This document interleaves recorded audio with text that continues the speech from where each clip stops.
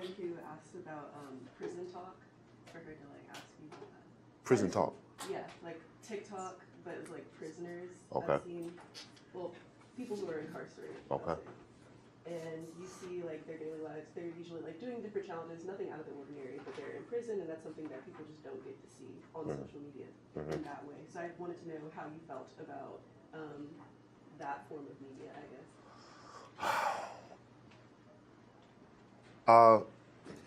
It's kind of complicated. Having a phone in prison, you need a phone to do TikTok. Having a phone in prison is it's big trouble. It can be looked at as escape paraphernalia. The question is, how did you get it? Because they have all these different screens to try to stop stuff like that getting in because they can't control the communication of that. But at the same time, like, people need to know what's going on in there.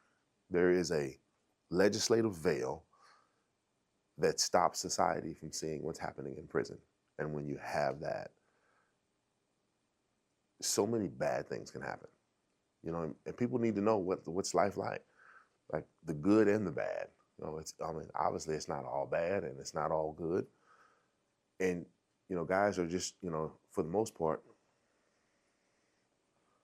they're just trying to be normal. They're trying to seek humanity and be like everybody else. It's like, hey, look at me. Like, I matter. I'm a person. I may be in prison. Don't hate me because I'm in prison. Like, I do funny stuff like y'all. I want to be in TikTok. You know, that's at the basic level. But they're assuming a lot of risk, you know, to have a phone. Because they come in, them guys might get another charge, get more time added to their sentence. They could spend years in ADSEG having a phone. What's ADSEG? ADSEG is administrative segregation, yeah, which is also called the whole or protective custody. It falls under that umbrella, administrative. It means the administration has decided to segregate you away from the general population. Is that solitary? Solitary is also a subsidiary of administrative segregation. Yeah. Solitary is like one of the highest forms of security in there, and sensory deprivation. I spent like a year in it. Oh yeah. That's usually what we see in, you know, in media, like in film. Like, Yeah. we'll hear it termed solitary, but Yeah. that's interesting that ADSEC suggests that there is a bigger, a broader policy, and then this, right? So ADSEG, I don't know. I don't know. It's the same terminology because the Supreme Court is authorizing in Sanders versus Connor what segregation is. So ADSEG, the abbreviation, it's AD hyphen SEG, period. That's the abbreviation for ADSEG.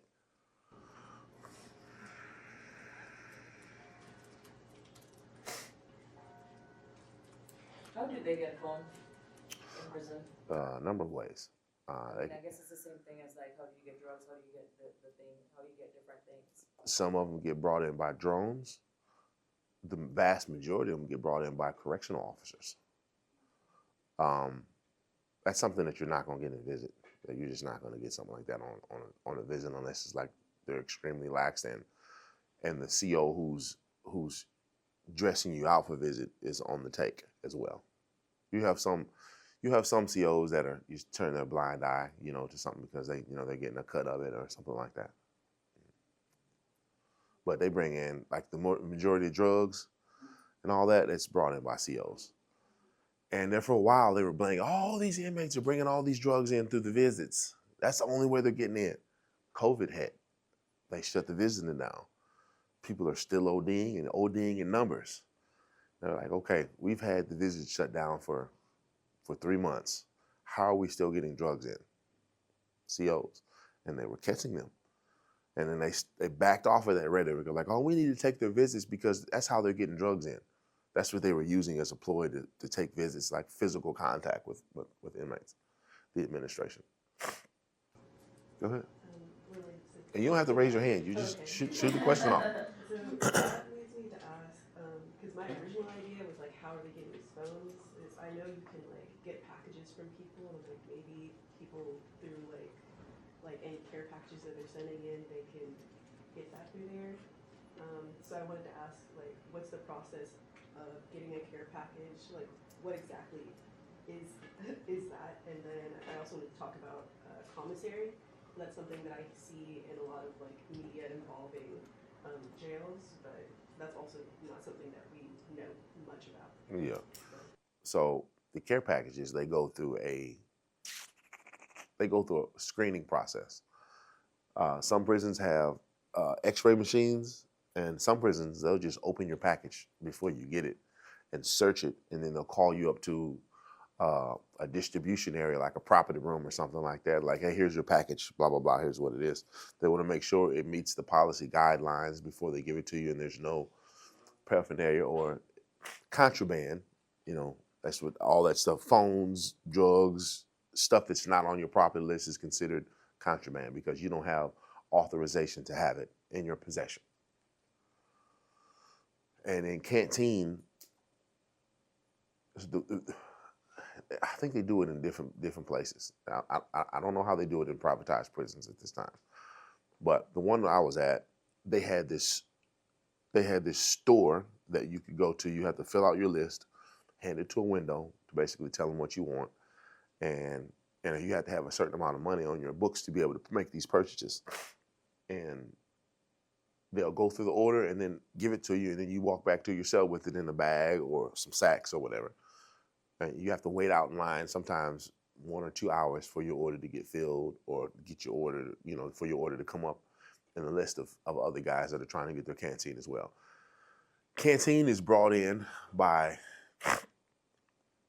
different organizations that make money off of prisons, and it's higher than everywhere else. And now there's a tax in Missouri on canteen, but you got taxation without representation. There is a tax. And then they mark it up even higher because they have what's called an inmate canteen fund, and they use that money to buy recreational equipment, to fund the canteen and do maintenance around the stuff for inmate activities. But money comes up missing, and they can't justify where it came from. Like it's all type of old reports about that. that's interesting. Because Yeah. I know I'm taking a media class as well, and there is an act where like people can't, in like the postal services, they can't just like search through your packages and stuff like that. The Postal Service can't, but the prison can. Yeah. As soon as you step on the prison ground, they have the authority to search your vehicle if it's open. They can pat search you if they suspect that you have something going on. It's all part of the waiver when you fill out a visiting application or ask for permission to come on the property. And it's backed up by law. Like you basically are waiving your rights to come on there. You guys are really getting into the minutia of what's going on in prison. Well, that's pretty interesting. So, I guess the way I can kind of phrase this is one of the main, I guess, like the broadness of what I'm investigating for my project is like how institutions affect the individual, especially in Black communities, obviously. But it goes into like kind of like mental health and like neurodivergency, so like autism and ADHD. And one of the specific things I was wondering about asking about is how I guess like issues of like in the Black community, especially how like mental health isn't addressed, so we go to things like self-medication, like how that goes into the drug system and how that goes back into like the school to prison pipeline, if that makes sense. So I guess I'm just trying to figure out like your opinion on how mental health affects that, or like even just mental health in prisons. How it affects drug use or just Like drug use. it's prison exasperates it. It just because people are trying to find an escape, and just a change of scenery or a head change. As you have, there are a lot of days where you're just down and depressed, and like I joke about it sometimes. I had so many down days that I got comfortable living in the dirt. It's just difficult, difficult to live. Some guys. I'll also say this: the Department of Corrections does not have the full capacity to address every mental health need. So a lot of it goes unchecked and unmanaged and untreated. Like there'll be guys walking around seeming to be perfectly normal, but they're not. And in an ad seg, they will end up putting you in a cell with a person who has mental health issues or by somebody who has mental health issues. Even though the Supreme Court of the United States has ruled that it is illegal to put people with mental health issues mixed in with the general population. And then ones that they do address, they have psychotropic medications they get at a discount that may not be as top quality as you should have. And they give them to them on a schedule. And then sometimes like the mental health Medline or the Medline in general, it could be a 2-hour wait waiting for your meds. So we call them going to get your Skittles, yeah. And a lot of them dudes are doing it. And then some of them they'll get these drugs because they know they'll get a legal high, like, oh, I need to get high. And they'll sign up to get these drugs and they'll get them for free. And then they got the fix for it. They don't have to pay for it because the state's paying for it. And they may not even really need that drug. They'll lie about their symptoms just to get high. And not have to worry about popping dirty on a urinalysis test where they do them randomly. And again, just to get a free head change, that's how far it goes. And some of the drugs, they'll try to crush them into a liquid form and put them in a powder, and they'll still sell them to other people. Like some guys, like they have to put it in their mouth, and then they'll have another cup when the guard walks away and spit it in the cup. And other guys will be paying money, stamps, commissary, just to get high off of it. It's that bad. It's kind of no different than how it is outside of jail, though. If you're thinking like if somebody wants to just get, what do you call it? A free head change. Yeah. If somebody wants to get a free head change, or they just want to like change the scenery, but they're not necessarily sick or have a condition, people do that legally here too, going to see their doctor, right? Yeah. Oxycontin, there was an epidemic where people were ODing on them. Like I know somebody right now that the pharmaceutical company was allowing this at this point a teenage child to continue to get their script renewed without the parent present, and he ended up getting hooked on Oxycontin pills. And he's like, oh, his knee was fine. He was good, but he got it for free. So like, you know what, I'm good. I'm gonna keep doing this. Matter of fact, he's one of the guys who works for me. I hire felons and addicts to help them change. Did you guys do any research as to what Jonathan's doing, like when he says his business or he's running? What you train dogs? So I have two businesses. I have a professional dog training business called Dogs We Trust. You can Google that. You can pull it up. I got all 5-star reviews. It's good. And then I also just started a land management business where I'm doing landscaping, hardscaping, concrete, demolition, tree removal, stump grinding, basically preparing like open land for it to be built and prepped on, or tearing down an old structure and putting a new structure on it. That's basically what it is. And I hire felons. I do not use that as a badge to fire people, because I know that these guys need someone to basically walk with them and recognize what their triggers are. And that's one of the things that I do, and why, like this guy, that one I'm talking about specifically, he was a heroin addict for 18 years. And now he's been free, he's been clean for over 2 years by choice. And like, he even tells me, like, hey man, I saw this needle, and I was tempted or I wasn't, but I'm just letting you know. I asked him, like, hey man, tell me what's going on, what your struggles are, what's your day like. I get on them, I have emotional equity with them, and like if they getting out of line, I'll tell them and they respect it. Like this guy, nobody would hire him. He could not find a job. So I created the job for him and other people that are involved, because they need opportunities to work and have quality of life. The system is set up right now. If you get a felony and you go to jail, you're not gonna have quality of life, and you may not even get a job. And that's not good. Yeah, one of the things with studying a carceral state or mass incarceration or anything that, around this topic is societies wrestle with rehabilitation programs, like what's the role of civil society in reintegration? So those are, that example of this young man that was hooked on heroin for 18 years. Where would he work, or how would he reintegrate into society without an opportunity to have a job and to prove himself, to try, and it's probably hard. It's probably still a daily battle, even if you're clean, right? Yeah. Who's going to take that chance? Should we take that chance? Those are the debates. We're in civil society. How much do we want? We might say we want it, but then there are concrete things that have to be voted on, passed in legislation. Mm-hmm. Like, so if there's a community budget, Brookhaven, let's say we're in Brookhaven, how much goes to parks? How much of the community budget or the Brookhaven budget goes to parks, to areas for, how much goes to education, how much goes to what we're calling rehabilitation or reintegration efforts, right?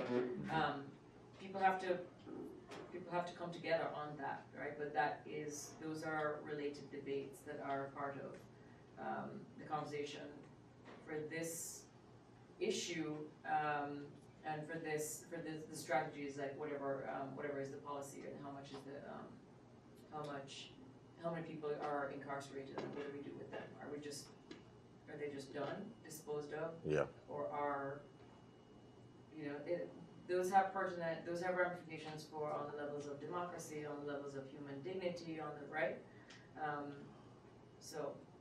Yeah, prisons are big business. I mean, the people who profit off of business, off of prisoners, they don't really want a person to get out and do well, because they'll run out of job security and their profit margin will be affected. So, like, if I have a business like that and I need people to be in prison in order to get this money from the government and also get money from their people to buy canteen and whatnot, like, do I really want you to get out and be successful? Do I really want you to, have a stable life? No, because you're affecting my profit margin. So that's why there is, that's why that's set up like that. It's designed for people to fail. Like, if you can put people on the moon, you can put a monkey on the moon. You mean to tell me you can't help a person stay out of prison? Yeah. What's your name? Vince, right? Let me hear from you. I know you're a lone wolf. You a little quiet over there. I know you got some questions. One thing, I had a question, but it wasn't related to the overall, but I was interested in kind of the hierarchy systems in prison and how that affects people post-prison and inside and getting back into the real world. Hierarchy between, like, staff or inmate to inmate? Well, any staff member has authority over any inmate for any reason at any time. If you get a job and a staff member does not like you on this particular day, you can be fired. You can be hired, fired, and rehired in the same day. How do I know that? It happened to me. It's a legitimate thing. In terms of staff, if you see staff do something wrong, and you're an inmate, you're automatically not going to be believed. You automatically are not going to be believed. I don't care if there's video evidence of it. It'll come up missing. If you do anything to a staff member, like assault them, push them, disrespect them, it's automatically, you're going to be treated like you've committed a high level crime, no matter what it is. That's just the reality of it. And I get it. You need to respect staff, and they did send a message: don't do stuff to staff, which is good. Now, in terms of prison, violence is a currency. If you are intelligent and you have the ability to lead other people, and you are physically strong, meaning like you will be able to defend yourself, like, then you're gonna have a little yank inside. Like, you'll have authority to get stuff done within the prison population. And if you are able to to befriend COs, and they respect you and they like you, and you have access to things that people normally wouldn't have. People will like you and respect you and hold you in high esteem. And if you are a person who is about your word and your stand up and you mind your business, that gets you respected there. Now, what doesn't get you respected if you're a child sex offender, they call them chamos, a child molester. If you are a woman beater, if you molest children, rape women, anything of that nature, automatic. Like, oh, if they find out what you're up for. I saw a guy, it's going to be a little graphic. This guy was a sex offender in ADSEG, and apparently somebody knew, well, no, I know what happened. A CO told a guy, like, hey, man, we got a sex offender coming in the cell with you. Like, oh, really? And about 2 hours later, the guy comes, and he's signaling on the wall, telling people, you know, they speak in sign language because you can't really yell, and you don't want people to yell, hey, I'm finna murder this guy. You know, you can't really say that on the wall. So they sign language. And the whole wing gets quiet, and all of a sudden you hear, like, oh, he holler and get beat on. This guy beat on this guy for 30 minutes in the cell. And he was stomping on him, and he was jumping on his chest, like jumping. White guy, it was a white gang, jumping on this other white guy who was a sex offender. And finally, the nurse came by. This guy, after he got done beating on him, he sat down and was eating a snack, you know, and the nurse came by and screamed, oh my God. So they called, you know, emergency and everybody and all the people. They moved the guy out the cell, put him down there, and then the emergency team comes, and this guy is in his holding cage laughing and joking, like he just murdered this guy. He said, man, y'all ain't gonna be able to bring him back. I'm telling you that right now. Y'all wasting y'all time. He gone. Like, and was laughing. And his other little bros from his other gang was like, yeah, boy, ha, laughing with him. And like, they opened up his door. Now I could see some of the action, but it was a little narrow window. I couldn't see much. There was blood everywhere in the cell. Come to find out, the man's rib cage were cracked. He had all type of fractures in his face, and his heart ended up on the right side of his chest because him jumping on top of his chest. All because he was a sex offender, and this guy wanted stripes in his gang. Did the CEO put the word out because he knew that was going to happen, Well, is that? I don't think he knew that was going to happen, but I think he knew he was probably going to get beat up and mistreated, you know, because a lot of guys with them sex cases, they'll come in and lie about what they're convicted of. Like, oh, I got a murder. And then 2-3 weeks later, you find out what they got because somebody looked at the name tag and called them like, hey, man, can you run this in the Missouri case net, see what you can find on this guy on his name. They find out that he's a sex offender. And then it circulates around the prison. Before you know it, he's got people trying to soft press, hard press. He's getting his food taken off his tray in the chow hall. His cells getting ran in and burglarized every other day. What is soft and hard press? Oh, so I'm glad you asked. Thank you. If you don't know any slang or terminology I say, please ask me. And I have no problems answering it. Don't feel bad. So a soft press is where it's called the buddy hustle. And somebody come up like, hey, man, what's going on? How you doing? What's up, man? You doing all right today?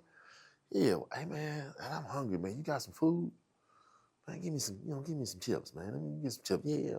All right, man, I got you, man. How you doing? The next day came up. Yeah, man, I need to talk to my people, man. Can you spare some phone minutes?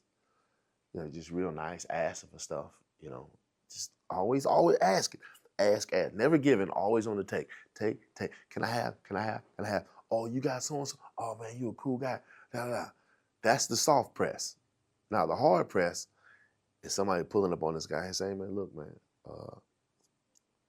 you owe me $100 today, or I'm going to have somebody whoop you. I'm going to have somebody put hands on you in the cell. No, don't do that. Look, I'll pay you whatever. And then he don't do it, and then they'll go and get some other guys to circle back around him like, hey, look, I will protect you if you pay me $75 today. And like, okay, you protect me. Who do I need to send it to? And they'll send it to their books. Or if they don't pay at all, they just Every chance they get, they run up in their cell and smack on them and beat on them until they eventually give in, either sexually or financially. That's the difference between the two. Yeah. So they are the lowest, to answer the question, like the sex offenders, rapists, or women beaters and stuff, they are the lowest in the hierarchy in the prison population?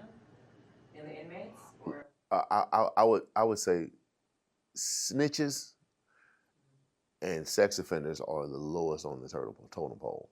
They call them rats. They call snitches rats. Over here ratting on people. Yeah, yeah. And you some people would think, oh man, homosexuals, people that are getting raped are the lowest on the totem pole. Actually not. Like they can have a lot of yank inside because of what they do, the access that they have, and then just because somebody gay don't mean they soft. I seen some guys that was gay walk around with samurai swords in they pants and cut people's head off. Almost for real. Yeah. It was just mind blowing. I'm like, oh, okay. So just because you act feminine here don't mean you can't transform into Voltron over here. Sex is it's a real thing. Yeah. Part of your question was also you wondered how it had an impact on the outside, or if it followed? This, like being in there for a long time, dealing with this type of, I guess, mini society in there, how does it affect people who do get out? Well, in a number of ways, but it just depends on what that person does while they're inside. And I even throw in like the importance of having an ecosystem inside prison where people can live and develop good habits. If you go through prison and you get into the rat race and go with the current stream, you're gonna get out and come right back. It's just how it works. Like if you're not trying to educate yourself or develop good habits, you're gonna get worse habits and you become worse. You see guys go in prison, have no tattoos, get out, they tattoo from head to toe. Or they get in, not really violent, and all of a sudden they're in a gang, and like it's all about the bros inside. Get out, you come in not being full-blown drug addicts, to getting out to being full-blown junkies. It's kind of heartbreaking thinking about that, you know. But there's other guys that come in and they may have been wretched on the outside, but then coming in, they made a decision. I said, you know what, I'm gonna do something different. I'm not gonna do this. I'm gonna change the way I live and the way I think. I'm gonna try to do everything positive that I can. I'm gonna go to school. I'm gonna get me a job. I'm gonna work. And I've seen guys do that. Guys working in the furniture factory, hot furniture factory, sawdust everywhere, lifting tables up all day. You got lacquer, you name it, in this hot place. They get up and do that 12 hours and then go back to their cell, take a shower, fix their meal, lay back, watch a TV show, go to sleep, get up, do it again every day. Don't get in no trouble, don't bother nobody. Even tell people like, yeah, I used to do this back in the day when, you know, I used to sell drugs, or I used to do this. I used to work for the Hell's Angels, blah, blah, blah. But like, I don't want no more of that. I don't want no more of that in my life. I want to live a responsible life. There's also people that may want to do it. They want to live a responsible life, but they don't know how. They don't understand what a work ethic is. They don't understand what it is to talk about, you know, things that are bothering them in a way that's productive. You know, they just don't know how to do it. So you need structures in place. You basically, I believe there's two halves of prison that should be created. You need a side for people on one side who don't want to change and they want to live life and be crazy and continue to take victims and cause problems. You need a side for them to be able to go and do whatever they want to do, and get all the consequences and all the things they got coming to them. But you also need an ecosystem in prison where guys can have a safe environment, where they can develop character development skills, workplace skills,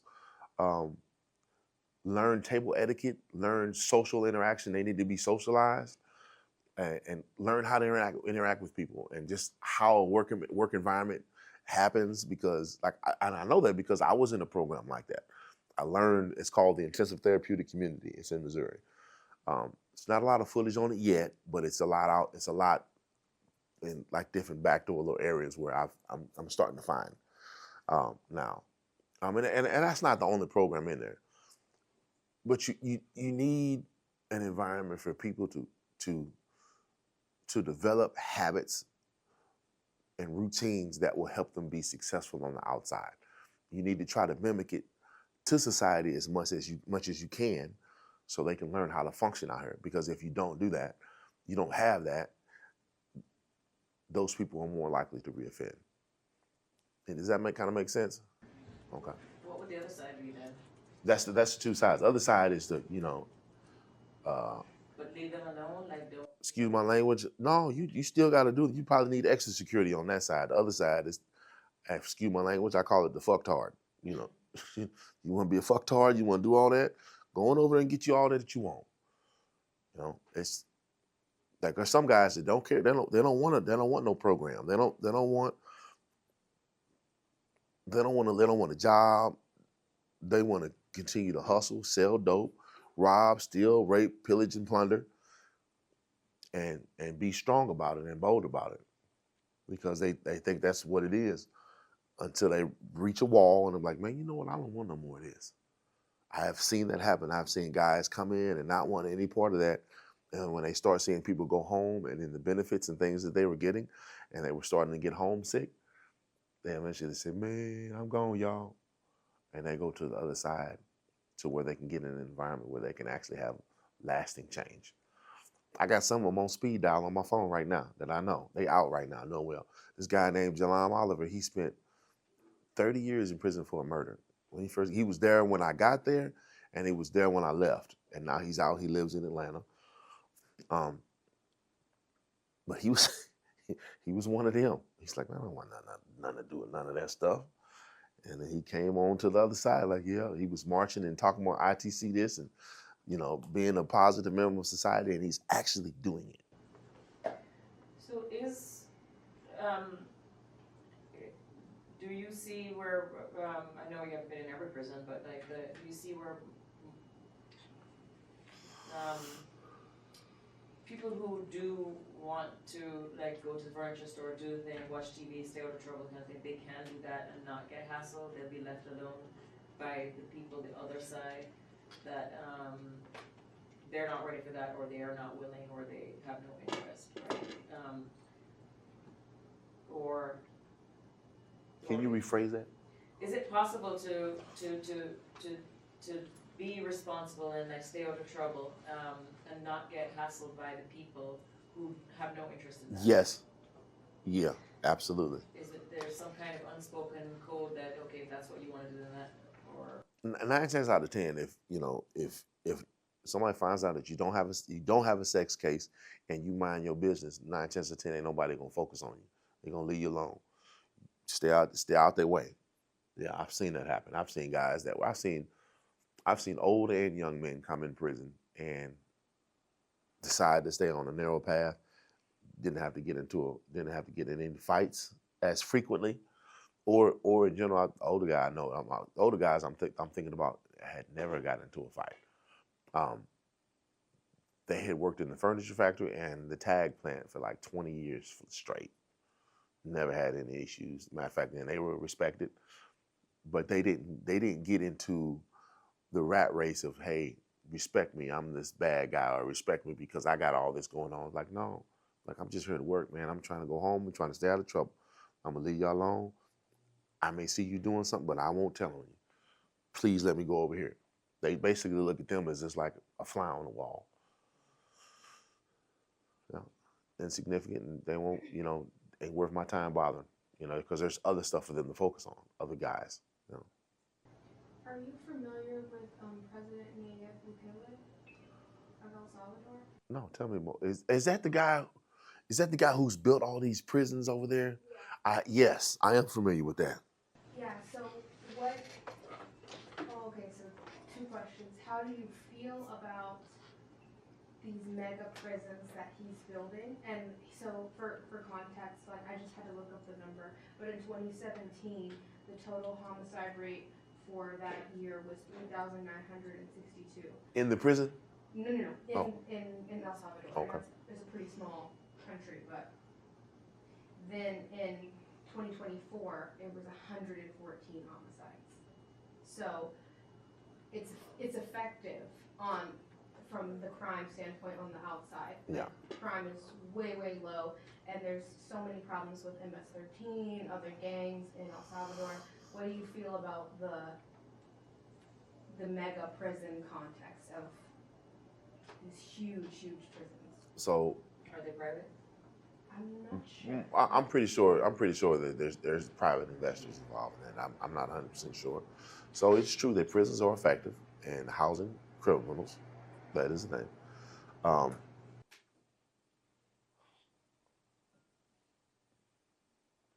But there's no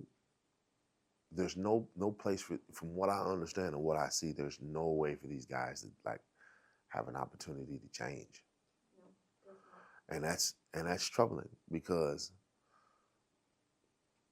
there's no account for, well, okay, let's ask the question. How did this person get into the gang in the first place? Like, no one's asking that question. No one's digging into that. Like, you guys ever heard of the story of Frankenstein? Like why is Frankenstein a monster? You know, I'll kind of paraphrase it. He started off, as a hodgepodge of different parts and animal parts, and then got a spark of life and became human. And he was letting butterflies land on him, and petting deers, like, oh, all these beautiful things. And then somebody came by and said, oh my God, it's a monster, horrible individual, and went and got the mob, and the mob came and tried to kill him, but he defeated the mob, and the mob ran off and labeled this man a monster. You can treat people like that. Like, some of these countries and stuff that's happening, man, the country is destabilized, and there's a lot of factors that are happening here. So just to collect people and put them in a warehouse somewhere, that's what we're trying to get away from, warehousing people. So if they're just going to warehouse them and just lock them up in there, and like, that's not good. There needs to be a way for these people to even have quality of life. If they want that, they need to provide an opportunity for them be able to do that. Well, there was an interview with him. I can't remember what his exact percentage was, but he by himself admitted that like 20 to 30% of the populations in there are like innocent or like good guys, like they're not that bad. But he was like, this is the price I'm willing to pay, like, and this is the El Salvador's like public's price that they're willing to pay to have like extreme safety after years of cartel violence, gang violence. So I just think it's really interesting that they, as a society, are willing to accept someone like you being in there, and they're like, hey, we're okay with an innocent man being in there because there's 100 extremely violent gang members that will terrorize our streets. So here's another question on that. Who has said that they are okay with that other than him? Has anybody heard from the people in general? Has anyone else said that? I haven't seen any reports of it or anything like that. And that may be controlled by media or anything like that. We just don't know all the information. I think we're in a fishbowl, of information control. Like, we're only getting so much information. Like, that's what I lived in prison. I only got access to so much information. And that's troubling because you don't know the whole picture. But it is true though. Some of them gangs, boy, were terrible. They did a lot of terrible things. But again, the treatment that they are under,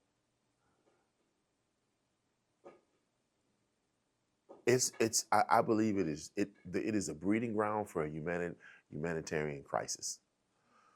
I do believe that. Because you just can't warehouse people and put them somewhere and think that everything's going to be okay. What happens when they start murdering each other on the inside? Then what? Because that's going to happen. And some would probably say that they don't care because they're already disposed of, right? Yeah, and that means they're less than human. They're less than valuable. So that means if these people are throwaways, what's going to stop the staff from dogging them out and doing things and all these illegal things? Eventually, it may not be this year, it may not be 10 years from now, but eventually you're going to hear whispers and rumors about all type of scandals and all type of stuff that's happening in that prison or those prisons. So whether we're thinking of El Salvador or whether we're thinking of the US context, you always want to be situating the examination or the study or, you know, how you're approaching a question. So if we were looking at the US context, we were just talking about cartels in the El Salvador context, and without any of us being experts, if we were to do digging, we would already suspect that we have some answer as to the goodwill or the will of the people, as you put it, Carla. If they're situated as is, if that country has been so ravaged by cartels, gang-related terrorism and violence, the public at large is going to be in a different space than a public here. That it's not saying that there's no gang violence in the U.S. context, but not to the degree that we are hearing about in spaces like El Salvador and certain Mexican spaces and so on. You're going to have a different reaction to what needs to be done or the kind of safety that you want to, you know, what you would be willing to tolerate as far as putting away, cleaning up, sort of like that, right? Yeah. But you're always still gonna have to investigate the pathways or the legislation, like those different angles, like who is saying, to Jonathan's question about, well, who's saying that in terms of public will, are those politicians that are saying that they're representing the public and the public are, that this is what they want and this is the price that they're paying? Sure, I'm sure people are paying and willing to pay that price until it is their own. Or right? if they don't know all the information, because Exactly, sometimes they don't correct. tell them all the information. And we saw that in the 13th. We saw that, like how things can get. You can end up in prison if it's crack. You need a less sentence than if you were dealing with cocaine, right? That you saw how those were different sentences. Yeah. So those different pathways and those different contexts, it matters for how you're going to Yes.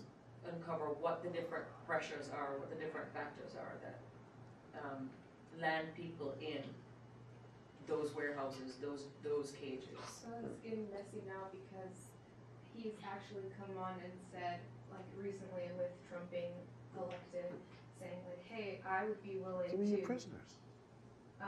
house U.S. prisoners and like basically trying to promote this way of housing inmates. And I do completely agree because I mean, I am from Guatemala and I've been back and I've seen, you know, the police there in the back of trucks get out and raid buses. It's a different society. So the context of countries in Central America are totally different here, and I can understand myself being there, like, take these people away, because they're scary people, like, the police are scary people, it's a whole different society. But the fact that we would have our societies integrating and, like, different types of consequences, like, I could not imagine Americans living in that prison. Like, I could not. But you're making the assumption that warehousing is not happening here. It has. It is. It's George, just that is right. You're making the assumption that that's not happening. George Bush has made comments about it on public. Like, man, he told Missouri, he said, man, I'm gonna have to build a fence around your whole state. You warehousing so many people. Like that, the Truth in Sentencing Act of 1994 made the prison population explode, and there were no classes in rehabilitation. All it was violence. When I first got to prison, it was violence. There were no rehabilitation. None of that. None of that was happening. So people were just in there languishing away. No classes, no opportunities. They did an experiment and gave prisoners the opportunity to get college credits and degrees. And then people were complaining, like, hey, I'm free and I can't get no college degree. Why are they allowed to do it? So they took it out. And again, they were back to just laying in their cell, languishing away. And it doesn't work. The Norwegians tried it. You guys ever heard of the Norwegian prison project? Yeah, do some research on Norwegian prison system. Like they have gone to a whole different model that basically, for those inmates that want it, it gives them an opportunity to basically unpack all that trauma and things that they went through that got them to that point. And like, okay, now we know what this is. Like, if you want to live, will give you an opportunity to live and get opportunities and all the things that you need so you can successfully reintegrate back into society. Like just warehousing people does not work. We have too many global examples of what El Salvador is doing. They're doing it because, oh, we're rich, we're getting all this money, all these taxpayers' money. We're inviting other people from other countries to pay money to house prisoners. It's a money game. It's a money play. And then they're going to be other people from other countries and states. They're going to be paying money to him to house prisoners. That's his goal. He wants to become like a prison country. Like it's obvious that's what's going on because it's quick money. It's quick. I'm gonna get into this business. Yeah, Right.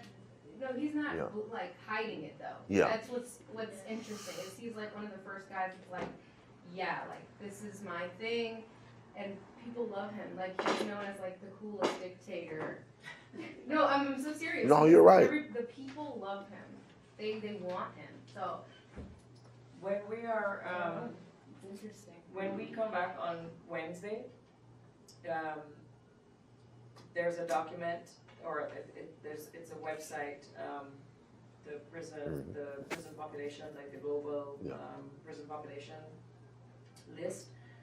This one is the 14th edition, so I think it's like from 2021. I don't know when the next one comes out, but it repeats some of the numbers that we do know from the documentaries that we were seeing, but it breaks it down in different charts. There are ways to look at this, like there are all kinds of angles. You could look into, there are studies that will look into the police distribution, police resources, and distribution per capita, let's say, and people have lined that up with marginalized populations or visible minorities, and lined up like, you know, the majority, like how much the distribution is, like more police per capita correlating with the visible minorities. There's so many angles. There are legal angles. So what we'll do on Wednesday is I would like you to click into that. It's on campus. Click into that list just so you can have an idea of, like, if you're a stats person. I mean, I can get lost in numbers, but it will show globally and not just the U.S. context. And then you'll see it's not just warehousing. We're talking about mass incarceration. We're talking about criminality and like sort of like the criminal justice system and how crimes, how you can get there in crimes, little offenses, not, you know, and whether you can get parole or not. All of those things are different policies. Yeah. But when you speak about warehousing people, the immigrations, those are warehousing as well. Those are starting to be businesses where people who are trying to get into Europe, they're stuck in different islands and holding patterns. They're just as much in jail as somebody who's in a jail. The law is similar because too. They don't have, right, and it's all legal. Yeah. Right? Yeah. So we'll pick this up from that document. Yeah. And sort of framing a loose question, what is the use of imprisonment, right? Let's start with that on Wednesday and just keep picking Jonathan's brain, but like we'll be guided by what is the use of prisons? Because Carla just said that there, like this person in El Salvador, there's clearly a use, and it will resonate with people. And so that's why you have to pay attention to rhetoric and narrative too, because people will be on board with it if the idea is very embedded and entrenched that a criminal is X. A criminal looks like this or does that, right? So this is why you have to come at all your research projects from the different angles to get a fuller picture. I can tell you why they do it. Like, to make money. That's like prisons are big business. Big. I mean, I remember, man, one day, man, my grandmama's phone had I shut off 2 of her phones calling her while I was in the county jail. I talked to her for 15 minutes. They charged her $30. And we didn't know that's what they were charging. And at the end of the month, her bill was like $700. Yeah, that's why the commission they got blew up about it. They had to change that. And they dropped it down. Some of them like 5-10 cents a minute. But that's still a lot of money to be paying to people who don't have money in the first place. And she was talking about how policing, I was laughing because I was literally thinking this the other day. I live in Mableton. And I got a 6,000 square foot house. I got 10 acres on there. And I never see a cop over in that area. But on some of the lots that I'm clearing, I'm currently clearing 7 lots.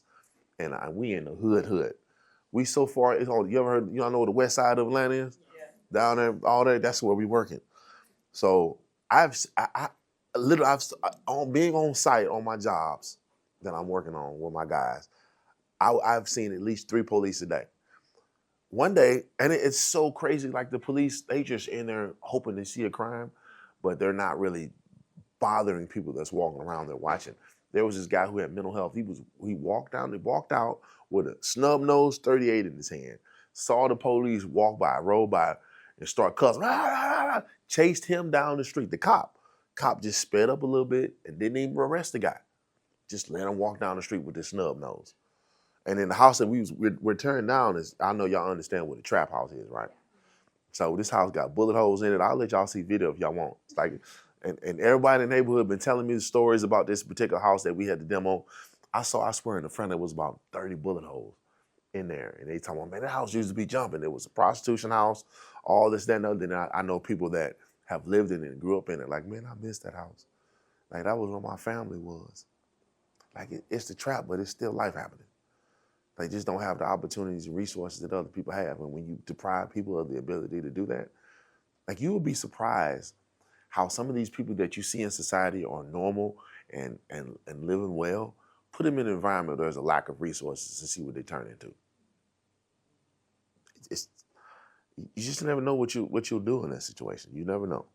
But there's judgment and there's extra police in those areas so they can keep the prison houses full. And the police, the big police station is right down the road from. They can come out, and I think they built it there purposely, where they're having all them deaths and stuff at the Fulton County Jail. It's literally right down the road from that area. All right. Y'all enjoy it? Yes. Y'all excited? Yeah. Don't and this is, me telling you some of this stuff. Don't look at it like, hey man, I'm sad and I'm depressed. This is horrible. No, get excited because you guys are getting information. When you live in a fishbowl and you can't get information, that's when you need to be sad. But you guys are out here and you're getting access to all this information and you learn, and you're getting somebody from the inside who's lived 23 and a half years. Like, I can give you guys perspective on what's going on. But also, don't feel like, man, you're gonna fix and rebuild Rome in one day. It's all about knowledge and spreading it, and spreading what's going on. Like, the more knowledge you have, the more empowered you are, and then you can go out and have conversations. That's what's up.